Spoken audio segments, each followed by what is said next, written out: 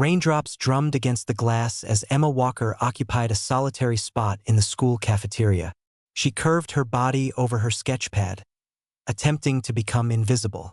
The space reeked of sour dairy and cleaning solution.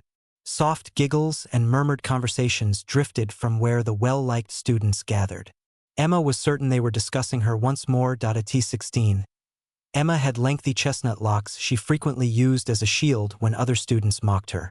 Her weekly wardrobe consisted of just 3 tops, not by preference, but because her mother's budget allowed nothing more at present. Her denim pants bore knee patches that her mother had stitched late one evening while Emma feigned sleep. She wished to spare her mother the pain of knowing how deeply the mockery about her clothing wounded her.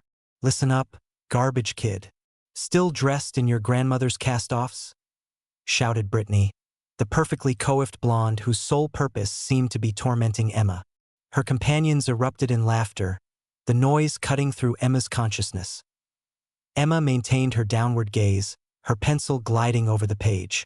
Drawing transported her mentally elsewhere, to a place where kindness prevailed, where her father remained alive. Her late father had introduced her to art in her childhood. "Art serves as our window into the soul," he'd explained. Emma longed for him constantly during the 3 years following the accident that claimed his life. The rainfall intensified beyond the windows. Emma consumed her meal, merely a peanut butter sandwich paired with an apple, then carefully stowed her sketchpad in her bag. She'd sketched an infant with miniature fingers stretching upward. Emma adored illustrating babies and young children. The dismissal bell sounded, and Emma proceeded to her final period. She needed to rush after classes concluded. With her mother juggling 2 employment positions, Emma was required home by 4 o'clock to supervise little Joey, the infant from next door. His mother, Ms. Carter, had night shifts at the medical facility and compensated Emma $5 hourly for childcare. The earnings assisted with household expenses, and Emma cherished her time with Joey. When the final bell chimed, Emma secured her flimsy coat and emerged into the downpour. She lacked an umbrella. She'd abandoned it on public transit the previous week, and purchasing a replacement wasn't financially feasible yet. The frigid droplets penetrated her jacket as she hastened forward, clutching her backpack protectively to preserve her sketchpad's dryness. "Check out Garbage Kid sprinting to her garbage residence," Brittany hollered from her mother's heated vehicle as it passed, spraying murky water onto Emma's footwear. Emma pressed her lip between her teeth and continued walking. 4 additional blocks remained. The downpour was intensifying rapidly. Emma spotted the tiny neighborhood shop ahead. She possessed $2 in her pocket, perhaps sufficient for a chocolate bar and temporary shelter from the weather. The establishment's vibrant yellow signage displayed Mike's Market in bold crimson lettering. Emma thrust the entrance open, triggering a small chime overhead. The interior radiated warmth and carried aromas of coffee and cinnamon confections. Elderly Mr. Mike acknowledged her with a nod from his position at the register. Emma returned the gesture, moisture dripping from her locks. She proceeded toward the confectionery section, recounting her funds. Then she detected an infant's wails close to the entrance. A dark-haired woman struggled to manage a distressed baby while rummaging through an oversized leather handbag. The woman sported a black leather jacket adorned with emblems. Emma identified one emblem. It represented the Hells Angels insignia. The entire town knew about the motorcycle organization operating from a headquarters at the town's periphery. Most citizens gave club members wide berth. "Settle down, Robbie. Allow Mama to locate her billfold." The woman addressed the weeping infant. The small boy displayed flushed cheeks and miniature fists flailing through the air. He appeared approximately half a year old, wearing a small azure cap. Mr. Mike was assisting another patron, and the woman's stress visibly escalated. The infant's cries amplified. "Pardon me," Emma offered gently, advancing closer. "May I assist by holding him briefly?" The woman raised her eyes in astonishment. Most individuals avoided helping Hells Angels members. Fear prevented them, but Emma wasn't contemplating that. She simply observed a mother requiring assistance. "Could you, just momentarily while I locate my billfold?" the woman inquired. My name is Diane, incidentally. I'm Emma, she responded, extending her arms. Diane cautiously transferred baby Robbie to Emma. He radiated warmth and possessed more weight than anticipated. His crying diminished as Emma gently rocked him, mimicking her technique with Joey. Everything's fine, little one, Emma murmured, gazing down at him. Momentarily, the infant's large azure eyes connected with hers, producing a contented gurgling noise. Diane smiled with obvious relief while probing deeper into her purse. You have a talent with him. He typically dislikes unfamiliar people. Emma remained oblivious to the man who just entered the establishment. She missed how his gaze fixated on the infant in her embrace. She failed to observe his approach, monitoring Diane's averted back as she searched for her billfold. Emma simply experienced joy holding the warm small infant, experiencing utility and value for the first time that day.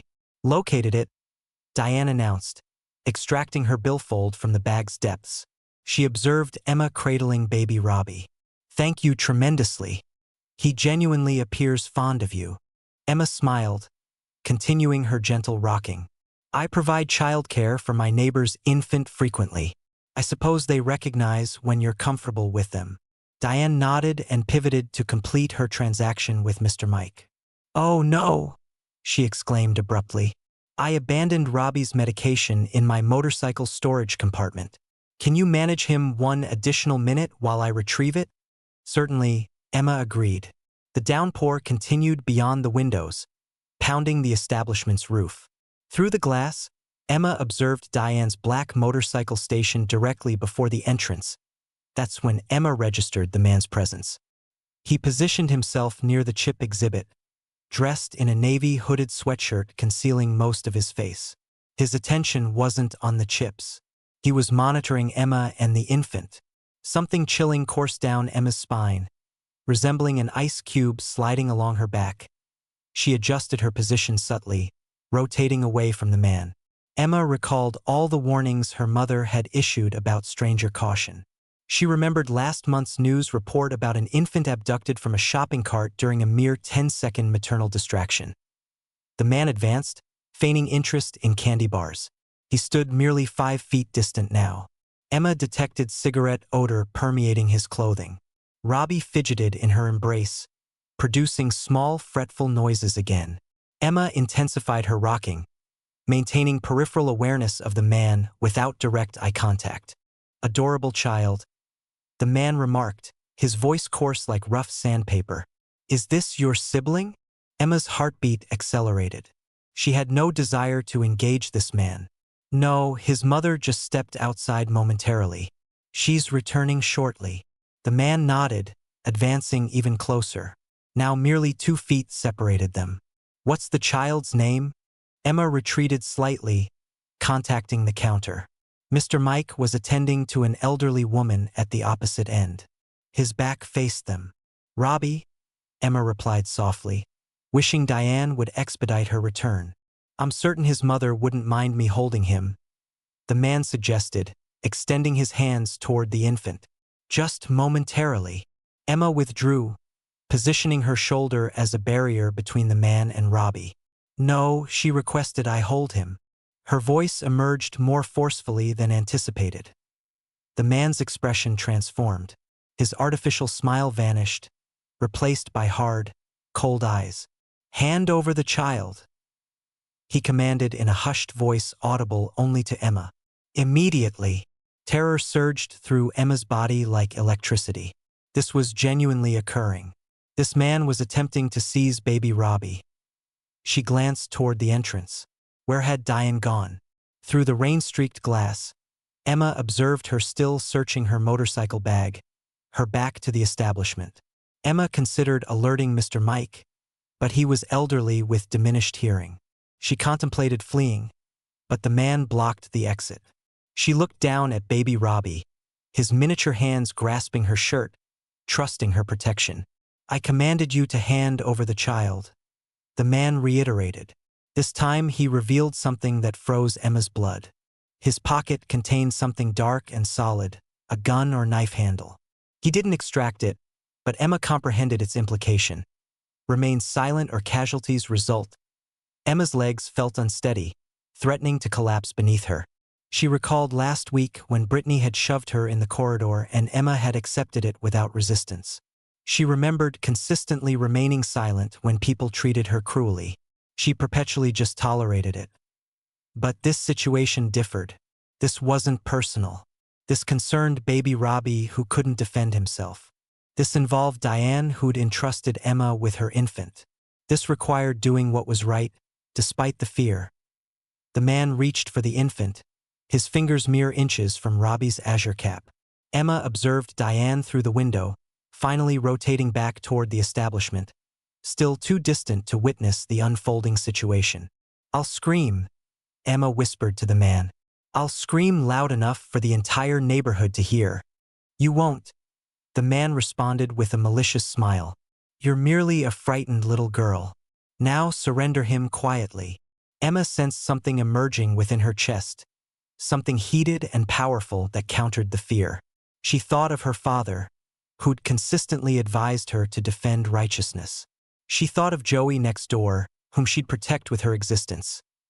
The man seized Robbie's blanket, initiating a pull. In that instant, Emma made her decision. She didn't know the forthcoming consequences. She didn't know if injury awaited her. But she knew one certainty. This man would not take baby Robbie. Not while she held him. Emma inhaled deeply and performed something unprecedented. She screamed, not a minor yelp, but a scream so intense it pained her throat. "Help! He's attempting to abduct the baby." The man's face flushed angry crimson as he lunged for Robbie. Emma pivoted away, securing the baby firmly against her torso. During her rapid turn, her elbow toppled a candy bar display. They scattered across the floor, spreading over the tile. The man stepped on them, losing balance slightly, granting Emma several seconds to retreat. Mr. Mike's head jerked up from the register. "What's the disturbance over there?" he called, his aged eyes straining to perceive the situation. "Contact the authorities," Emma shouted, continuing her retreat from the man. "He's attempting to kidnap this infant." The establishment entrance exploded open as Diane rushed inside, her face drained of color. She'd heard Emma's scream from outside. Her eyes shifted from Emma to the man, instantly comprehending the situation. The man turned to flee, heading for the side exit, but Mr. Mike demonstrated unexpected agility. He pressed a button beneath the counter, producing a loud click as all doors automatically secured. The establishment possessed a security system installed after last year's robbery. Now it imprisoned the kidnapper inside with them. "You're not departing," Mr. Mike declared, his voice trembling but resolute. He was already telephoning the authorities. "They'll arrive within 5 minutes." The man appeared trapped and dangerous, resembling a cornered wild animal. Emma observed his hand moving toward his pocket where the weapon resided. Her heart pounded so vigorously it seemed ready to burst from her chest. Baby Robbie was crying now, large tears streaming down his flushed cheeks. "Return my son," Diane stated, her voice low and menacing as she approached Emma. Emma carefully transferred Robbie, relief flooding through her body like cool water. Diane inspected her baby thoroughly, confirming his well-being. The man suddenly charged toward the side exit, hurling his body against it. The door shuddered but remained closed. He attempted again, his shoulder impacting the glass with a thud. "That's ineffective," Mr. Mike stated. "That glass is specialized. It's highly resistant to breaking." Outside, a police siren wailed, intensifying as it approached. The man abandoned the door and pivoted back to confront them all. His face contorted with anger and fear. He spat at Emma. "You should have simply surrendered the child." Emma stood upright, her fear persisting, but something more powerful emerging through it. "No," she stated simply. "I would never commit that action." 2 police vehicles arrived outside, lights flashing azure and crimson through the rain-streaked windows. In the distance, Emma detected something else, the rumble of motorcycles intensifying. The authorities entered after Mr. Mike released the lock. 2 officers seized the man, securing his hands behind his back and fastening handcuffs around his wrists. A third officer conversed with Mr. Mike, recording information in a small notebook. Additional motorcycles arrived outside. Through the window, Emma observed at least 10 riders in black leather jackets, all bearing the same emblems that Diane wore. They stood in the downpour, seemingly indifferent to getting drenched. "Emma," Diane said, approaching with Robbie secured in her embrace. "You rescued my son." Her eyes brimmed with tears that spilled down her cheeks. "I cannot express adequate gratitude." Emma felt her face warm. "I merely did what anyone would do," she said, studying her footwear. "No," Diane stated firmly. "Not everyone would have demonstrated such bravery. Most individuals would have surrendered the baby from fear. You didn't." A police officer approached, requesting Emma recount precisely what transpired. As she spoke, additional motorcycles arrived. Now at least 20 bikes occupied the space outside the establishment, with more approaching down the street. When Emma concluded her account, the officer thanked her. "That demonstrated tremendous bravery, young lady. We've been pursuing this individual for weeks. He's wanted across 3 counties for attempted kidnappings." Emma's mom burst through the entrance then, her work apron still secured around her waist. Someone had telephoned the diner where she worked.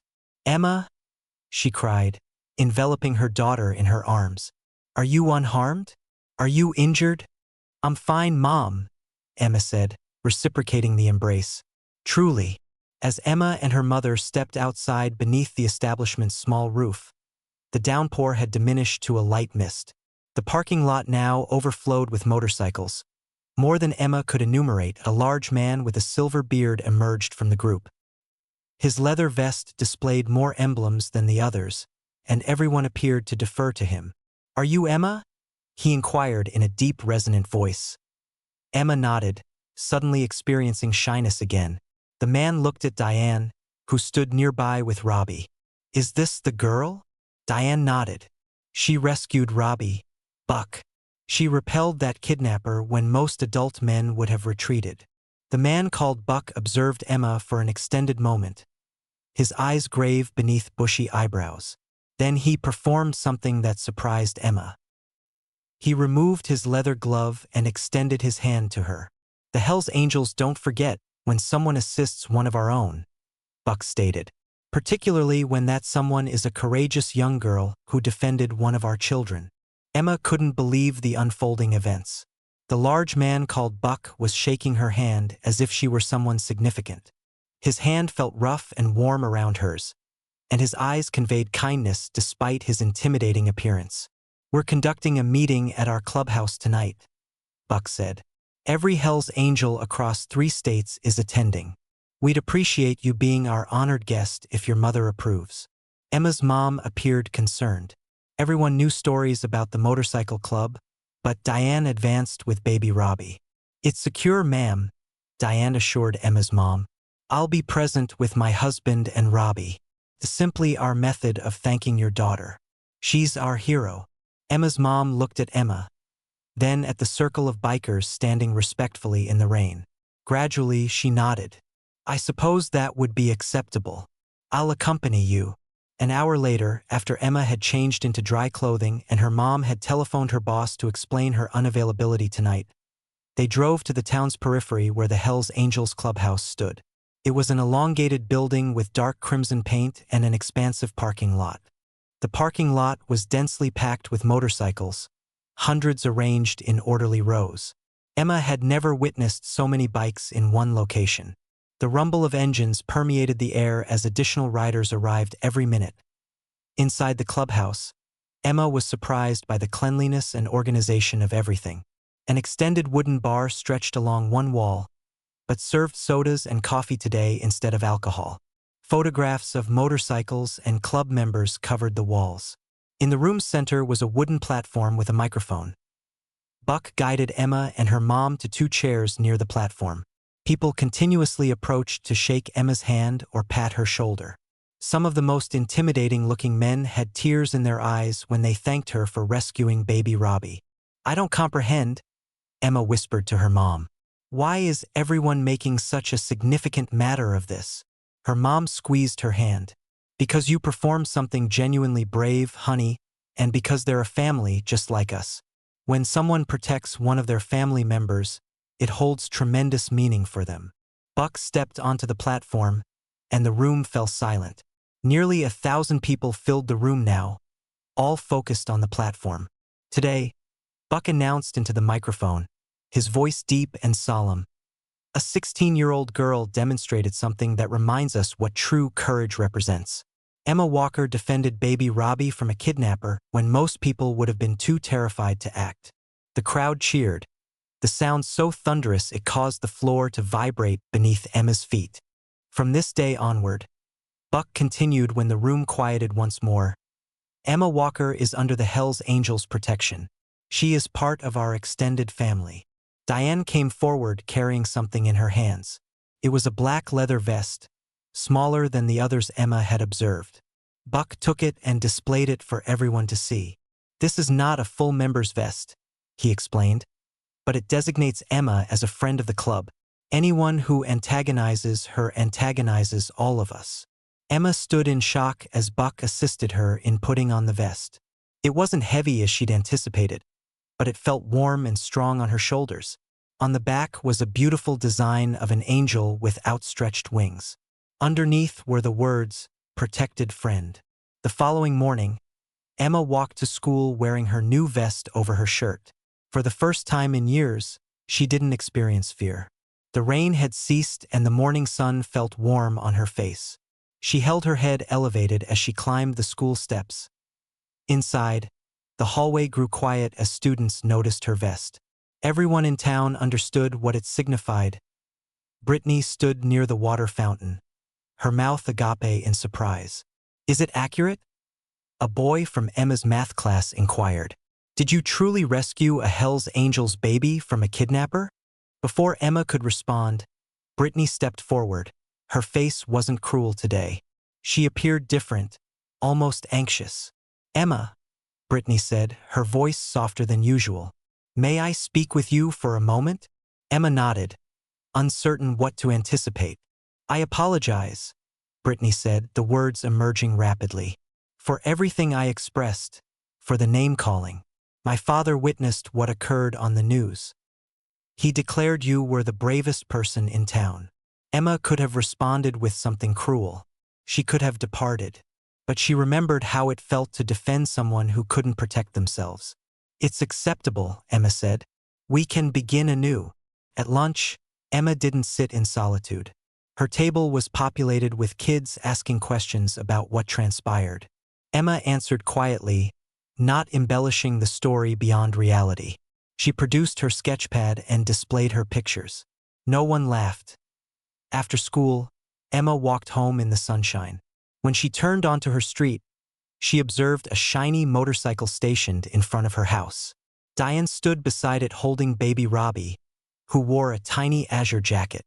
"We wanted to visit," Diane said, smiling. "Robbie has been missing you." Emma took the baby in her arms, feeling his warm weight and inhaling his sweet baby scent. He gazed up at her and produced happy baby sounds that made Emma's heart feel complete. That evening, Emma sat on her front steps and created a new picture in her book. It depicted a girl standing tall, surrounded by motorcycles and friends. In the girl's arms was a small baby, secure and protected. The picture didn't depict what was inside the girl, but Emma knew. She had discovered her strength, and it had existed all along, simply awaiting the moment when someone needed her.